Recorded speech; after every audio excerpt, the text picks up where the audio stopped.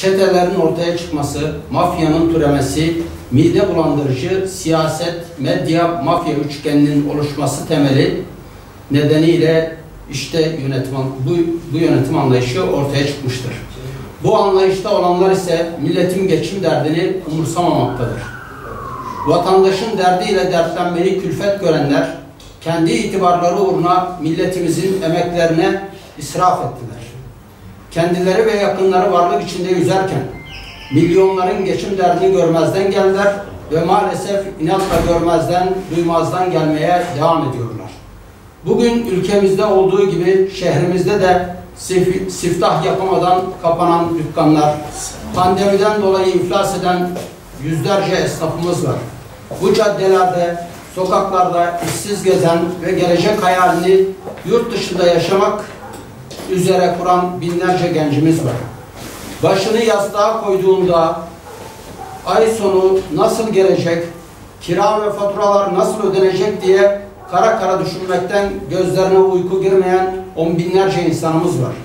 Maalesef geçim sıkıntısının bunalımıyla intihar edenler var.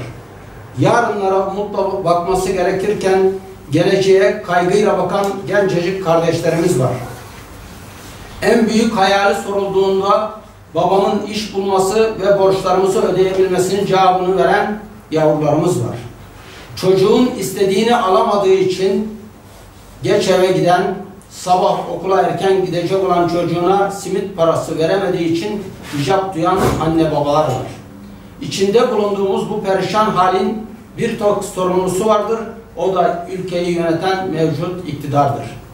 Geçtiğimiz günlerde AKP Genel Başkanlığı'nın ifade ettiği aç olarak dolaşanları buyurun siz de doyuruverin sözlerinden hicap duyduğumuzu ifade etmek isteriz.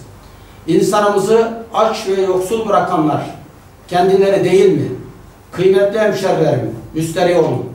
Umudunuzu hiç kaybetmeyin. Çünkü biz varız.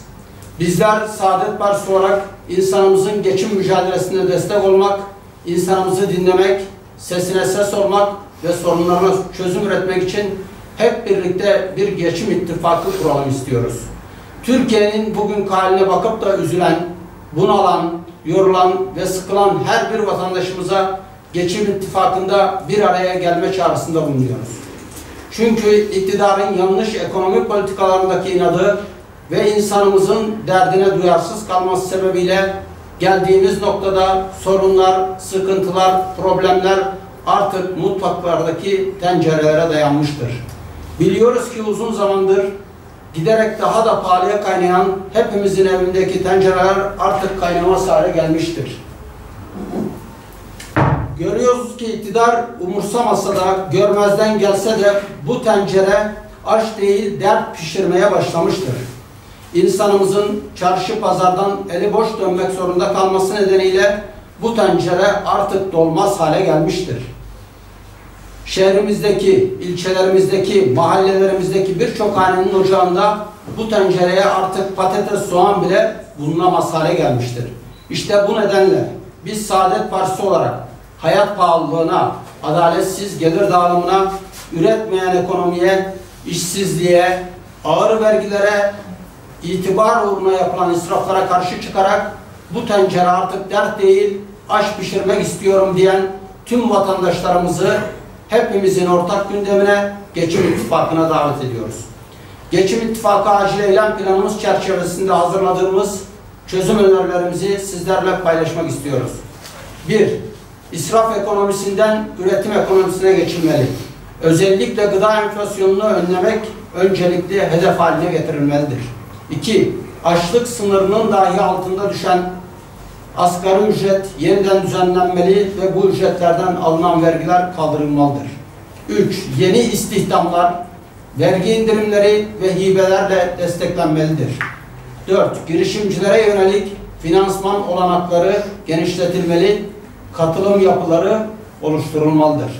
5. Esnafımıza acilen sicil affı getirilmeli, yeni ve bembeyaz bir sayfa açmaları kolaylaştırılmalıdır.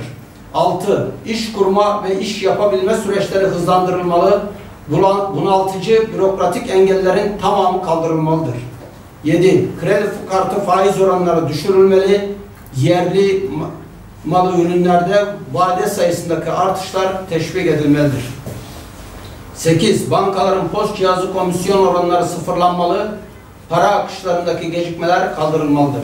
9. Elektrik, su, doğalgaz, internet ve iletişim giderleri gibi sabit giderlerden alınan vergiler azaltılmalı ve uzun vadede tamamen kaldırılmalıdır.